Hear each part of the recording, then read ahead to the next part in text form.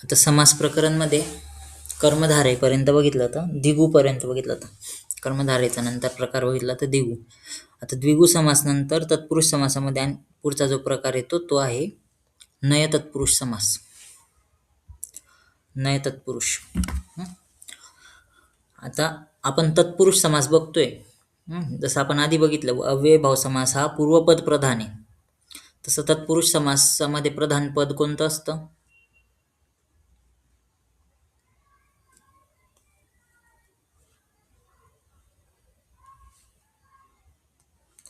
तत्पुरुष समासात कोणतं पद प्रधान असतं? उत्तरपद. उत्तरपद प्रधान असतं.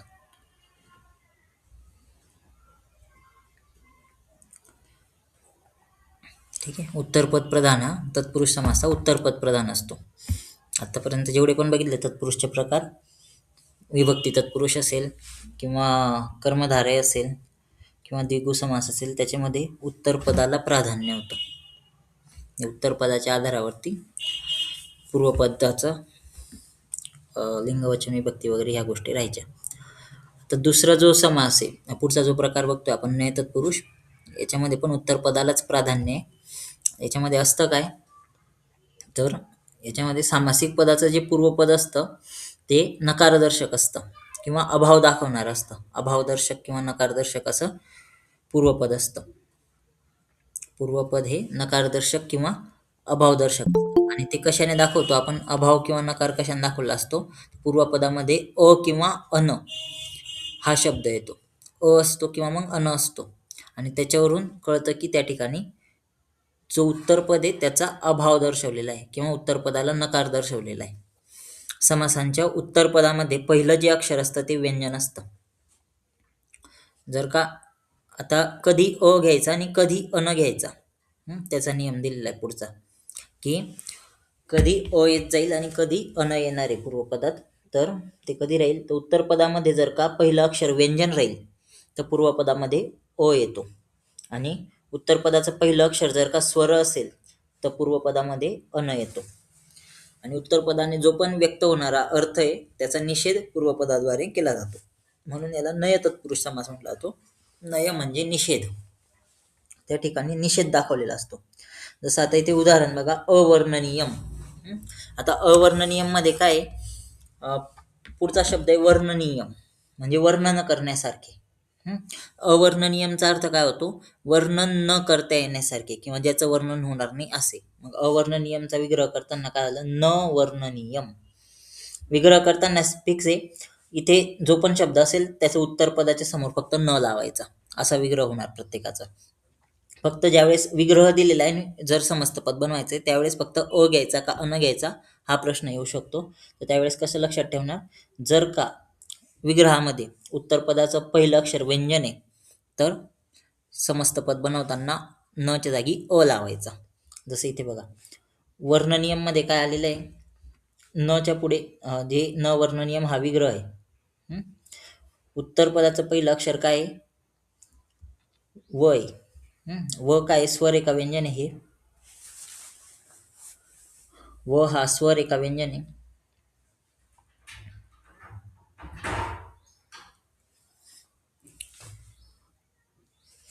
वर्णनियम मधला हा व स्वर आहे का व्यंजन?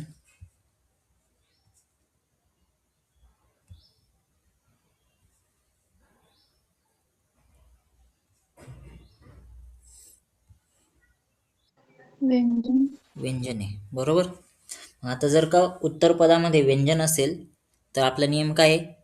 समस्त पद बनवताना पूर्वपदामध्ये अ जोडायचा. म्हणजे ज्यावेळेस आपण याचं समस्त पद बनवणार आहे तर ते याला कट करणार आणि याच्यासमोर फक्त अ करणार आणि समस्त पद तयार करणार अवर्णनीयम. न वर्णनियमचं समस्त पद तयार होईल अवर्णनीयम. तसंच आता न अनासक्तीचं झालंय न आसक्ती. अनासक्ती म्हणजे आसक्ती नसणे, कोणत्याच गोष्टीची आसक्ती नसणे, अनासक्ती. आता याचं ज्यावेळेस समस्त पद बनवायचंय, जर समजा आपल्याकडे न आसक्ती एवढंच आहे आणि याच्यावरून आपल्याला समस्त पद बनवायचंय, तर समस्त पद बनवताना सगळ्यात पहिले काय बघायचं, उत्तरपदाचं पहिलं अक्षर कोणतं आहे. स्वर आहे का व्यंजन आहे? आता ह्या ठिकाणी उत्तर पदाचं पहिलं अक्षर काय? स्वर आहे का व्यंजन आहे? न आसक्तीमध्ये उत्तर पदाचं पहिलं अक्षर काय? स्वर आहे का व्यंजन? स्वर. स्वर आहे. हं, मग जर का ह्या ठिकाणी स्वर असेल तर याला आपण कट करणार आणि याच्या जागी काय घेणार? अ घेणार का अन? आपला नियम काय आहे? जर का उत्तर पदाचं पहिलं अक्षर स्वर असेल तर अन घ्यायचा, व्यंजन असेल तर अ घ्यायचा. इथे उत्तर पदाचं पहिलं अक्षर स्वर आहे म्हणून आपण इथे अन घेणार. आता हा जो अन आहे, अन मधला न अर्धा आहे आणि पुढे आसक्ती आहे. आता हा न अर्धा आहे आणि पुढचा आ दोन्ही मिळून जाणार, तर न ला काय होऊन जाईल? काना लागेल. हे दोन्ही मिळून त्या ठिकाणी रूप काय बनेल? अनासक्ती.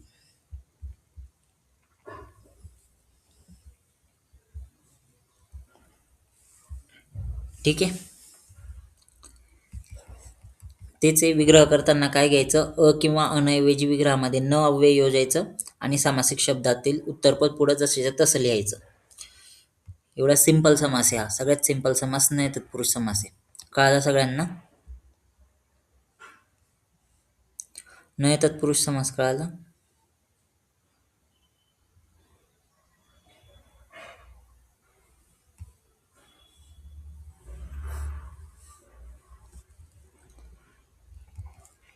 बघा आणखीन उदाहरणं बघू त्याचे. अशेषः.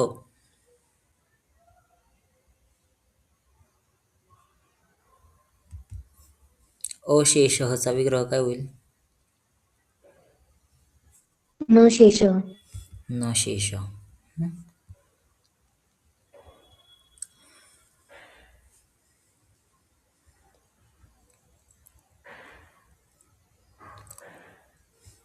नंतर बघा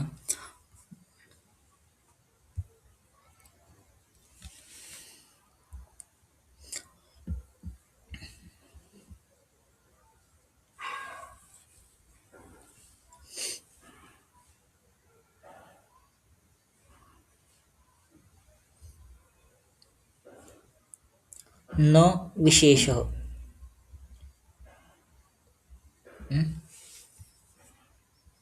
विग्रह आहे न विशेषः. समस्त पद काय येईल?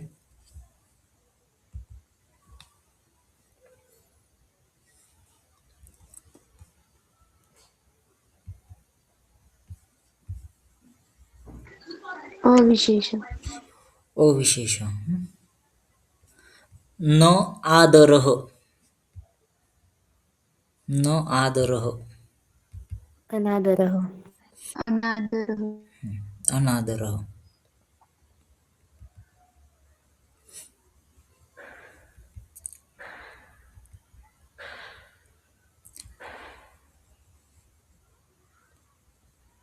नंतर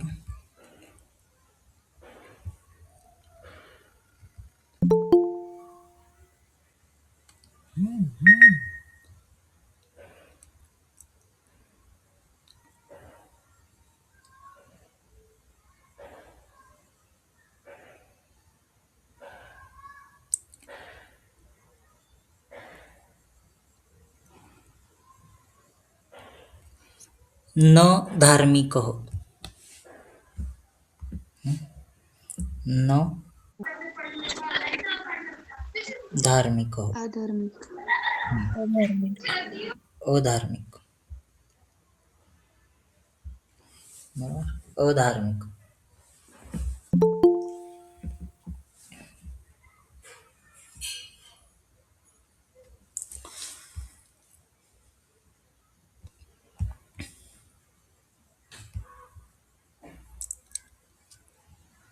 नंतर न आदिः.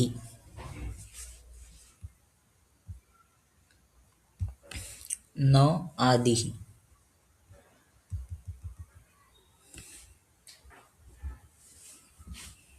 अनादि.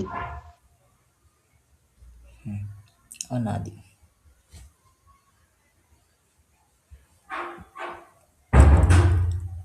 ठीक आहे. न आधीच येईल अनादि. ठीक आहे. हा होता न तत्पुरुष समास. कळला सगळ्यांना? कधी अ घ्यायचा आणि कधी अन घ्यायचा ते कळालं? समस्त पद बनवताना कधी अ घ्यायचा आणि कधी अन घ्यायचा आहे ते कळालं? कधी अ घ्यायचा, समस्त पद बनवताना अ कधी घ्यायचा? व्यंजन उत्तर पदात व्यंजन असते. उत्तर पदात व्यंजन राहिलं तर. आणि अन कधी घ्यायचा? उत्तर पदात स्वर राहिले तर. उत्तर पदात स्वर राहिला तर. ठीक आहे. स्वर. सगळ्यात सोपा समास आहे हा नय तत्पुरुष समास. फक्त अ आलेला असतो त्याच्या जागी न लावायचा आहे विग्रह करायसाठी, आणि अन असेल तर अनच्या जागी न लावायचा विग्रह करताना. आणि समस्त पद बनवताना फक्त स्वर आहे का व्यंजन आहे तेवढं बघायचं आणि त्याच्यानुसार अ किंवा अन घ्यायचा. ठीक आहे. पुढचा जो प्रकार आहे तो आहे उपपद तत्पुरुष समास. उपपद तत्पुरुष. आता याच्यामध्ये काय असतं, उत्तरपद जे असतं ना ते कृदंत असतं, म्हणजे कृत प्रत्यय लागून तयार झालेलं असतं. जसं कृ धातूचं कृत प्रत्यय लागून कृदंत तयार झाले कार, दा धातूपासून द, स्थापासून स्थ, पा धातूपासून प, गम पासून गामीन, असे त्या ठिकाणी कृदंत तयार झालेले असतात. आणि ते कृदंत उत्तर पदामध्ये असतात. त्याचे ज्यावेळेस आपण समस्त पद बनवतो त्यावेळेस हे कृदंत वापरले जातात. कार, द, स्थ, प, गामीन हे सगळे समस्त पदात वापरले जातात. आणि ज्या वेळेस विग्रह करणार त्यावेळेस त्याचा जो मूळ वर्तमानकाळी रूप आहे ते त्या ठिकाणी वापरलं जातं. जसं मधुपह, इथे बघा मधुपह, मधु पिबती इति. पह हे जे तयार झालेले कृदंत ते पिबती ह्या क्रियापदापासून तयार झालेले आहे. पा पिबती क्रियापदापासून तयार, पा हा मूळ धातू आहे आणि त्याचं कृदंत आहे पह. पण ज्यावेळेस त्याचा जो वर्तमानकाळी रूप आहे एकवचनाचं ते आहे पिबती, तर विग्रह करताना आपण त्याचं पिबती हे रूप घेणार. मधुपच येईल मधुम पिबती इति. मालाकारच येईल मालाम करोती इति. कारह हे कृ धातूपासून तयार झालेले हे कृदंत आहे कार, आणि करोती हे वर्तमानकाळी एकवचनाचं रूप आहे. वर्तमानकाळी प्रथम पुरुष एकवचनचं रूप आहे. तर ज्यावेळेस विग्रह करणार त्यावेळेस जो पण धातूचं कृदंत आहे त्या धातूचं वर्तमानकाळी प्रथम पुरुष एकवचनचं रूप घेणार आहे, आणि ज्यावेळेस समस्त पद राहील तर त्या धातूचं त्या ठिकाणी कृदंत राहणार आहे. आता बघा कसं होणार, मालाकारचा विग्रह होईल मालाम करोती इति. तसंच स्वर्णकारह याचा विग्रह काय येईल? स्वर्णकारह. स्वर्ण करोती इति. स्वर्णम करोती इति. कुंभकारचा विग्रह काय येईल?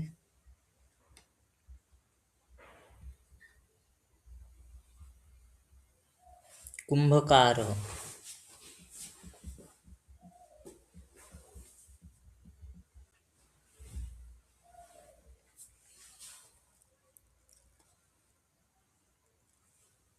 कुंभम करोती इति.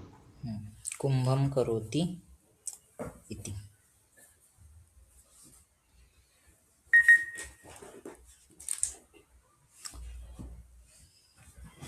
जलदह याचा विग्रह काय येईल? आता जलदहचा मूळ धातू आहे दा, आणि त्याचं वर्तमान काळ एकवचनचं रूप होतं ददाती. द हा कृदंत आहे दा धातूचा, वर्तमान काळी एकवचनचं रूप होतं ददाती प्रथम पुरुष एकवचनचं. विग्रह काय येईल याचा?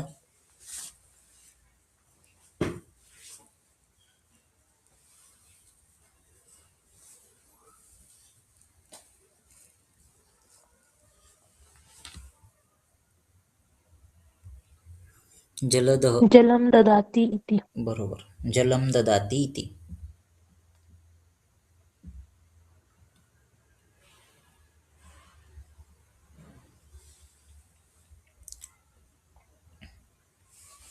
ठीक आहे. आता इथे काय लक्षात ठेवायचं आहे, सामासिक पदातील जो कृदंत आहे त्याच्या जागी कृदंताचा जो मूळ धातू आहे त्याचं वर्तमानकाळी प्रथम पुरुष एकवचनचं रूप वापरायचं आहे. जे मोस्टली इथे तृतीय पुरुष आहे ना, हे तृतीय पुरुष नाही, आता प्रथम पुरुष एकवचन असं म्हटलं जातं. ओल्ड सिलेबसनुसार त्याला तृतीय पुरुष म्हटलं जायचं. ते प्रथम पुरुष एकवचनचं रूप राहणार. मालाकारह, जसं मालाकारचं कार हा कृदंत आहे कृ धातूचा, तर त्याचं प्रथम पुरुष एकवचन रूप होतं वर्तमान काळाचं करोती, तर ते त्या ठिकाणी विग्रहामध्ये आलं मालाम करोती इति. तसंच गामी, गामी हे गमगच्छ हा जो धातू आहे त्याचं कृदंतचं रूप आहे. पण ज्यावेळेस विग्रह करणार त्यावेळेस गम धातूचं वर्तमान काळाचं रूप येणार प्रथम पुरुष एकवचनचं, ते असतं गच्छती. त्या ठिकाणी विग्रह करताना दूरम गच्छती इति असं झालं. धारी हे ध्रू धातूचा कृदंत आहे. ज्यावेळेस विग्रह करणार त्यावेळेस ध्रू धातूचं लटलकाराचं किंवा वर्तमान काळाचं प्रथम पुरुष एकवचनचं रूप घेणार, ते होतं धारयती. मग जटाधारीचा विग्रह झाला जटा हा धारयती इति किंवा जटाम धारयती इति. आणि शेवटी याच्यामध्ये सगळ्यात शेवटी इति हे पद जोडायची पद्धत असते. म्हणजे ह्या समास जो आहे हा ज्यावेळेस विग्रह करतो आपण याचा उपपद तत्पुरुषचा, तर त्याच्यामध्ये नेहमी शेवटी इति हा शब्द राहणार. कोणताही उपपद तत्पुरुषचा विग्रह बघा त्याच्यामध्ये इति हा शब्द राहील. जसं जलदः जलम ददाति इति, कुंभकारः कुंभम करोति इति, स्वर्णकारः स्वर्णम करोति इति, मालाकारः मालाम करोति इति. शेवटी इति हे शब्द राहणारच आहे. ठीक आहे. तसं आणखी उदाहरण बघा. आता विग्रहवरून तयार करावं. गृहे तिष्ठती इति. आता ह्या ठिकाणी तिष्ठती हा धातू आलेला आहे. तिष्ठतीचा मूळ धातू येतो स्था आणि त्याचं कृदंताचं रूप असतं स्थः. स्था धातू मूळ धातू आणि कृदंताचं रूप बनतं स्थः. याचं समस्त पद कसं तयार होईल मग गृहे तिष्ठती इतिचं?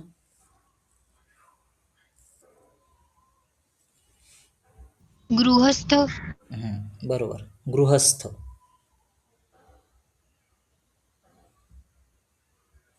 गृहस्थ.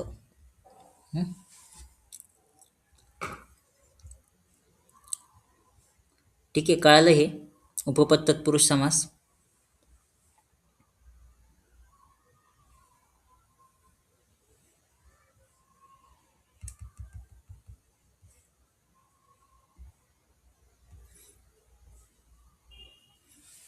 हा प्रकार कळाला समासाचा उपपद तत्पुरुष.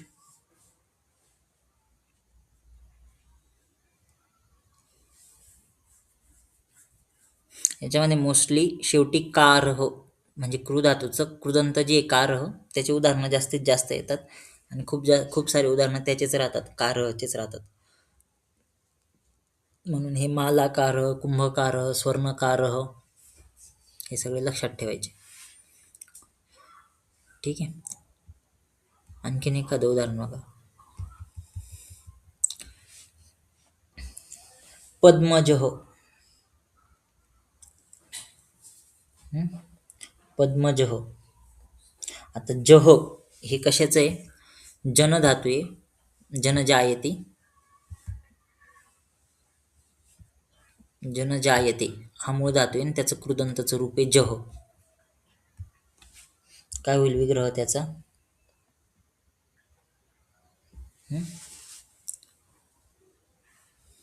पदम जायते इति.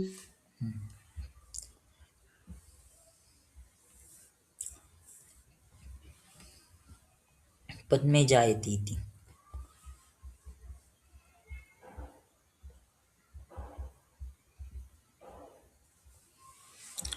ठीक आहे. हा आहे उपपद तत्पुरुष समास. कळालं सगळ्यांना उपपद तत्पुरुष समास? शेवटी काय लावणार? समासाचा विग्रह करताना शेवटी कॉमन पद कोणतं असणार आहे?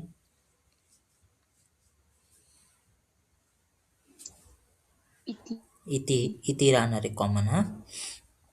आणि मध्ये जो क्रियापद वापरायचं आहे आपल्याला ते कोणतं राहील? तर जे पण समस्त पदामध्ये शेवटचा कृत प्रत्यय त्या धातूचं त्या ठिकाणी क्रियापद वापरायचं राहणार.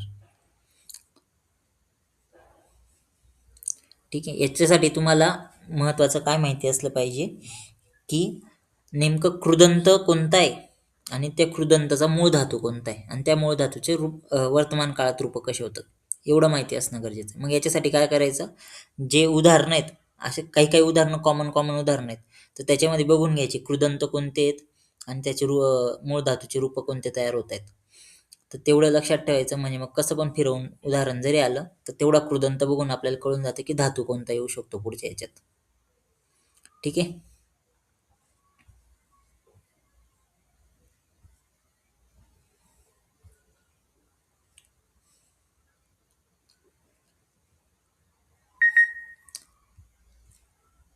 ठीक आहे, हा होता उपपद तत्पुरुष समास.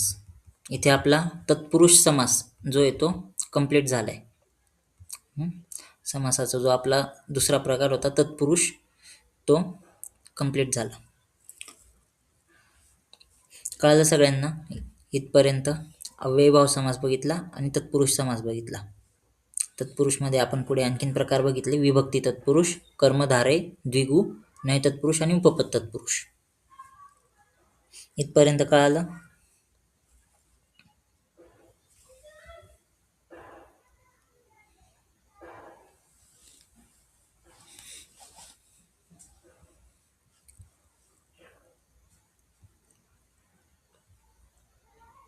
त्याच्या पुढे 2 प्रकार राहिलेत समासमध्ये. एक आहे द्वंद्व समास आणि एक आहे बहुव्रीही समास. ते आता आपण पुढच्या लेक्चरमध्ये बघू. तुम्हाला एक्झाम्पल दिले ते सॉल्व करायला, काल सॉल्व केले ते. त्याच्यामध्ये कर्मधारय द्विगु समासपर्यंत सॉल्व केले ते.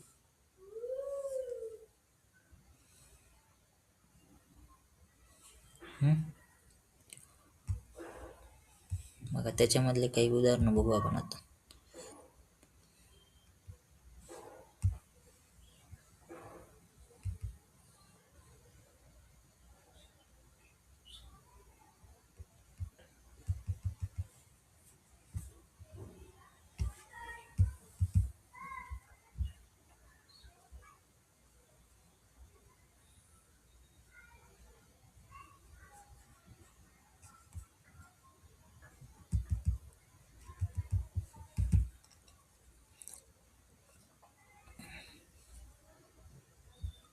बघा, पहिलं इथे अव्ययभाव समास आहे. उपदिशाम, उपदिशामचा विग्रह काय होईल?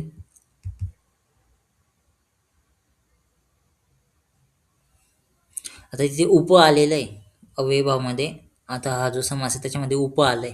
आपण अव्ययभाव समास बघताना बघितलं होतं, काही यथा, उप, अनु, नीर असे जर का आले तर विग्रहामध्ये काही फिक्स पदं घ्यायची असतात, त्याचा अर्थ जसा असतो त्याच्यानुसार. आता इथे उप जर का आलं तर विग्रहामध्ये काय घेतलं जातं? कोणता शब्द येतो विग्रहामध्ये? उपदिशाम. उप आलेला आहे, विग्रहामध्ये काय येणार?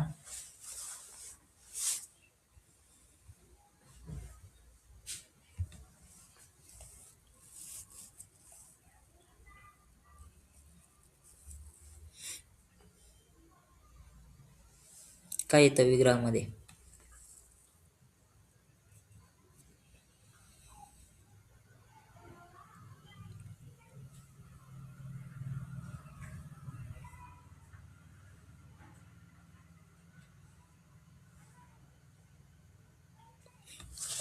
उप जर का आलेला असेल पूर्वपदामध्ये तर विग्रहात काय येतं?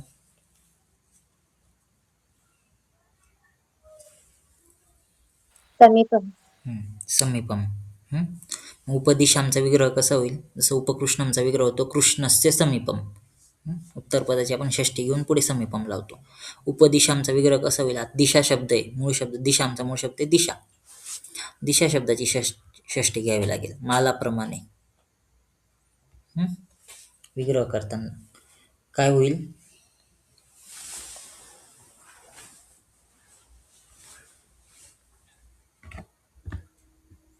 दिशा शब्दाची षष्ठी काय होते?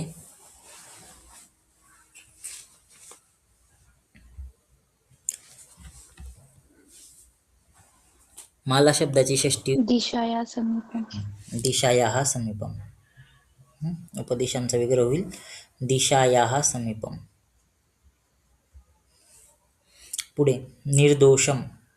निर आलं तर काय घेणार विग्रहामध्ये?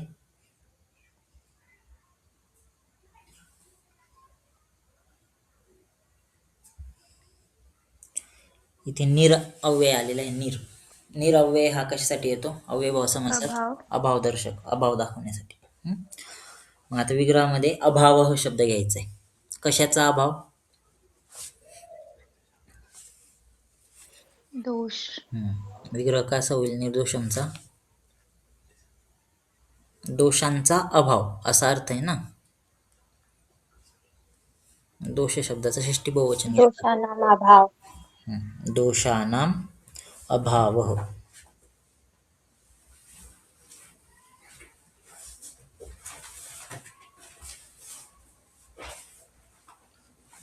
ठीक आहे. यथामती. यथा आलं तर विग्रहामध्ये काय घ्यायचं असतं? अनतिक्रम. अनतिक्रम्य. विग्रह कसा होईल यथामतीचा?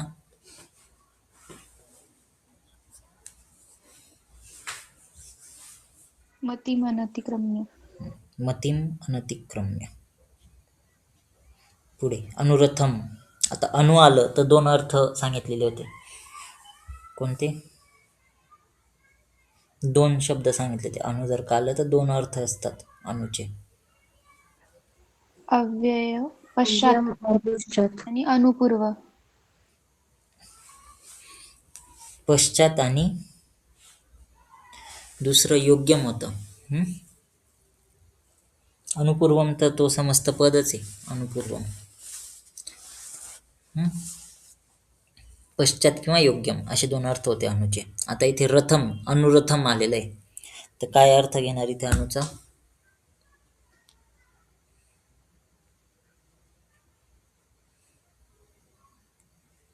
पश्चात. पश्चात अर्थ. विग्रह कसा होईल?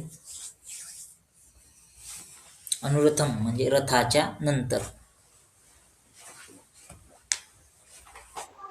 रथस्य पश्चात. बरोबर. रथस्य पश्चात.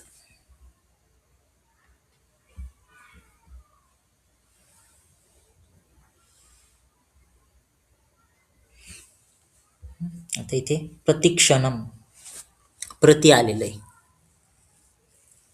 काय करणार विग्रह?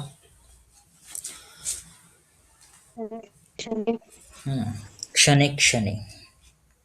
पूर्वपदामध्ये जर का प्रति आलं तर त्या ठिकाणी नंतरच्या पदाचं द्वित्व करायचं. क्षणे क्षणे. ठीक आहे. इथे विग्रह. इथे समस्त पद लिहायचे. दिने दिने. काय येणार समस्त पद? प्रतिदिन. प्रतिदिनम. प्रतिदिन. प्रतिदिनम. शक्तिम अनतिक्रम्य.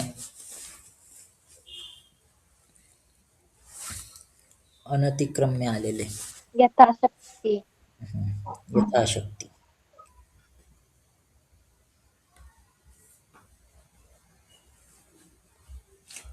देव्याम इति. आता इति जर का आलेलं असेल तर इति कशामुळे येतं? उत्तर पदामध्ये इथे आले विग्रहात. प्रकाश.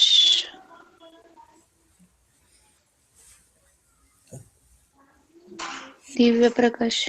नाही. इति जो आहे ना, अधि अव्यय बघितला होता बघा. अधि. अधिच्या योगी त्या ठिकाणी अधिगोपम गोपे इति, अधिदेवम देवे इति. अधि जर का आलेलं असेल तर त्या ठिकाणी इति येतं विग्रहात. आता याचं समस्त पद तयार करायचं आहे. विग्रह दिलेला आहे आपल्याला. विग्रहामध्ये इति आलेलं आहे. काय होईल त्याचं? अधिदेव्य. आता देव्याम हा जो शब्द आहे ना, ते सप्तमी एकवचन स्वरूप आहे. पण कशाचं आहे? मूळ शब्द जसं नद्याम आहे. नद्याम सप्तमी एकवचन कशाचं असतं? नद्याम नदी शब्दाचं आहे ना. दीर्घ इकारांत नदी शब्दाचं आहे. तसं देव्याम कोणत्या शब्दाचा असेल? देव. देव्याम. देवचं तर देवे येतं. नद्याम नद्याम हे नद्याम नदीचं जर का हे देव. देवी. हं, देवी. तर याचं समस्त पद काय तयार होईल देव्यामितीचं? अधिदेवी. अधिदेवी.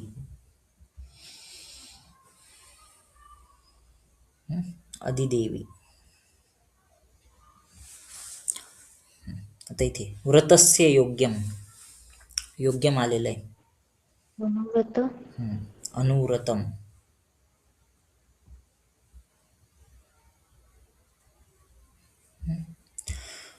रथेन युगपत.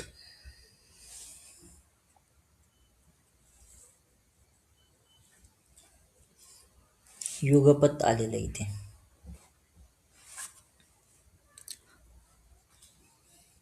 सह या अर्थाने कधी कधी युगपत शब्द वापरला जातो.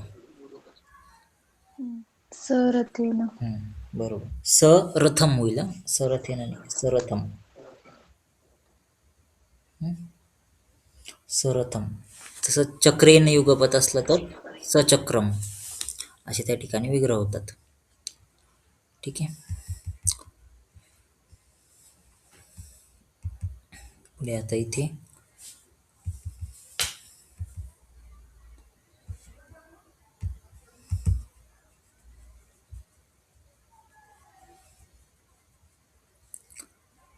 हे विभक्ती तत्पुरुष समास दिलेले आहेत. विग्रह सांगायचे आहेत. चोर भयम काय विग्रह होईल? तर भय शब्द आलेला आहे. चोरात भयम. चौरात भयम कोणता समास आहे? पंचमी तत्पुरुष समास. पंचमी तत्पुरुष.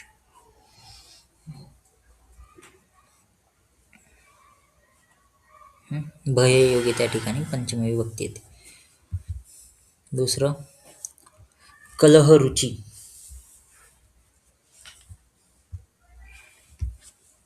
कलह रुची त्याचा अर्थ होतो कलहामध्ये रुची असलेला. कलहामध्ये रुची. कोणता समास होईल तिथे? मध्ये. कलहामध्ये.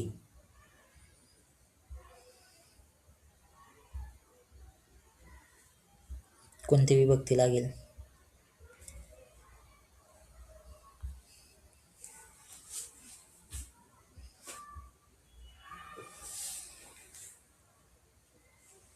विभक्ती मध्ये आपण बघितलं तर मध्ये वर याच्या योग्य कोणती विभक्ती येते?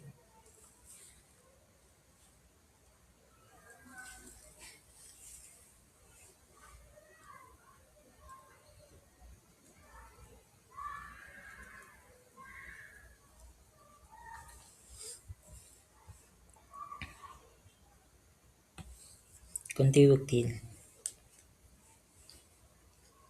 जसं बघा काव्यामध्ये कुशल. याच्यासाठी आपण काय घेत होतो? काव्येषु कुशल किंवा काव्ये कुशल. कोणती विभक्ती येत होती मध्येसाठी? काव्ये किंवा काव्येषु कोणती विभक्ती? सप्तमी. सप्तमी. मग तिथेच कलहामध्ये रुची कोणती विभक्ती येईल?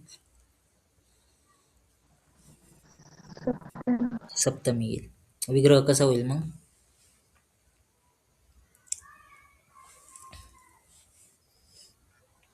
कलह शब्द अकारांत आहे देवप्रमाणे.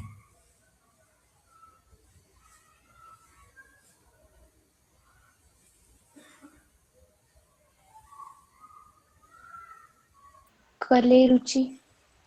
कलह कलह पूर्ण कलहे कलेने कलहे होईल तिथे. कलहे रुची. कलहे रुची सप्तमी तत्पुरुष. पुढचा नख भिन्न.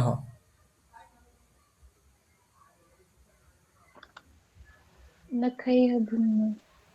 भिन्न. नखैः भिन्न. कोणता आहे समास? तृतीय तत्पुरुष. तृतीय तत्पुरुष. पुढे धर्मभ्रष्ट. धर्मभ्रष्टचा विग्रह होतो धर्मापासून भ्रष्ट. अर्थ धर्मापासून भ्रष्ट. कोणता समास होईल, विग्रह कसा होईल त्याचा?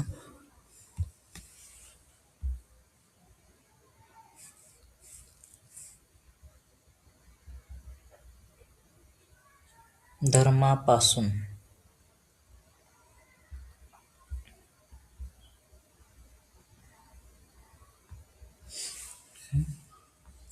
त्या ठिकाणी आणखीन एक हिंट काय आहे? धर्मापासून म्हणजे काय होतंय, धर्मापासून त्या ठिकाणी वियोग होतोय. धर्मापासून भ्रष्ट होणे म्हणजे धर्मापासून वेगळं होतोय किंवा लांब जातोय.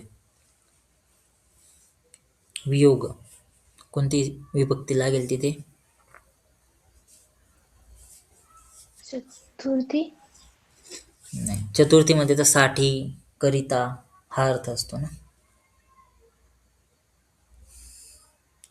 वृक्ष, पंचमी. हा पंचमी. वृक्षपतित, वृक्षात पतित, अश्वपतित, अश्वात पतित. वियोग होतो त्या ठिकाणी पंचमी होते. धर्मभ्रष्ट विग्रह काय होईल? धर्मात भ्रष्ट. धर्मात भ्रष्ट. प्रकार पंचमी तत्पुरुष. पंचमी तत्पुरुष. पुढचं दुःखातीत.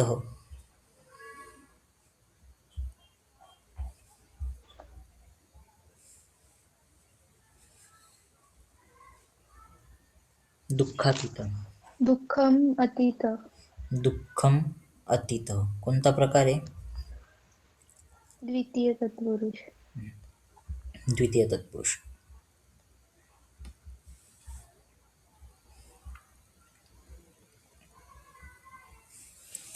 ठीक आहे. आता पुढे इथे समस्त पद लिहायचंय. धर्मस्य लक्षणम काय येणार?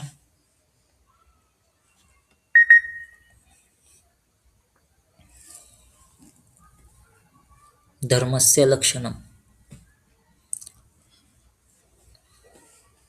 विभक्ती तत्पुरुष करताना ज्यावेळेस आपण समास विग्रहापासून समस्त पद बनवतो त्यावेळेस जो पण विभक्तीचा प्रत्यय तो काढून टाकायचा आणि दोन्ही पद जोडून द्यायचे. आता इथे विभक्तीचा प्रत्यय काय स्य, तो काढून टाकायचा, दोन्ही जोडायचे. काय होईल शब्द? धर्मलक्षणम. धर्मलक्षणम. कोणता प्रकार आहे समासाचा प्रकार? षष्ठी तत्पुरुष. षष्ठी तत्पुरुष.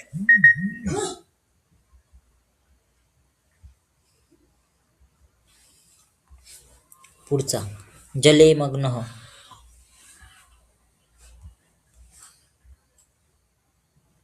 जले मग्न.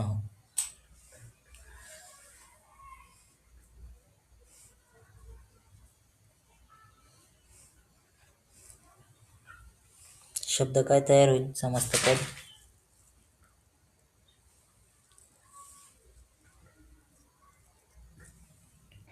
जलमग्न. जलमग्न. बरोबर. कोणता प्रकार आहे हा? सप्तमी तत्पुरुष. सप्तमी तत्पुरुष.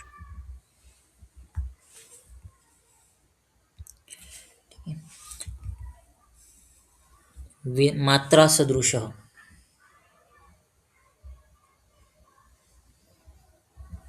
मात्रा सदृश. आता मात्रा सदृशाचं समस्त पद बनवताना मूळ शब्द घ्यावा लागेल.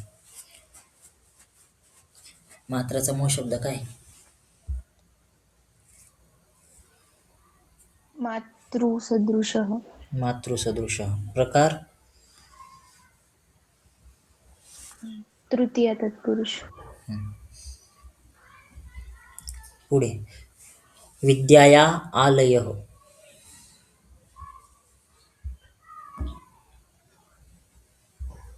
विद्यायाः आलयः.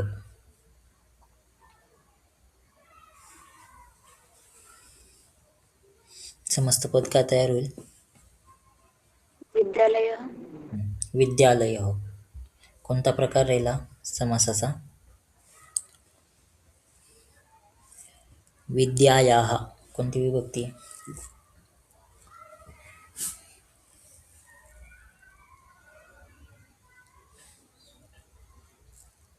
षष्टी तत्पुरुष. बरोबर, षष्ठी तत्पुरुष.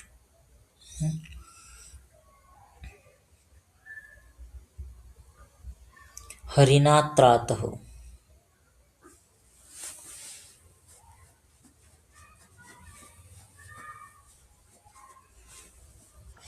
हरित्रातः. हरित्रातः.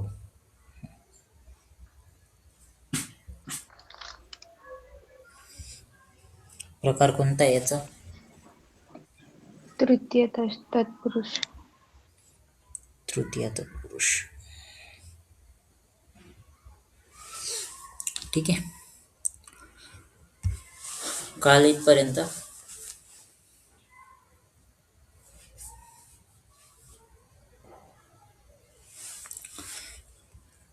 हे एक्झाम्पल सॉल्व केले ते इथपर्यंत. हो. जे चुकलेले असतील ते बरोबर करून घ्या. पुढचे जे एक्झाम्पल आता याच्यामध्ये कर्मधारयपासून आता कर्मधारय, द्विगु आणि नय तत्पुरुष हे तिन्ही एक्झाम्पल सॉल्व करून ठेवा. ते उद्याच्या याच्यामध्ये बघू. उद्या बहुर्वी, द्वंद्व समास आणि हे एक्झाम्पल. बहुर्वी द्वंद्वच होईल फक्त, बहुर्वी नाही होणार उद्याच्या. ठीक आहे.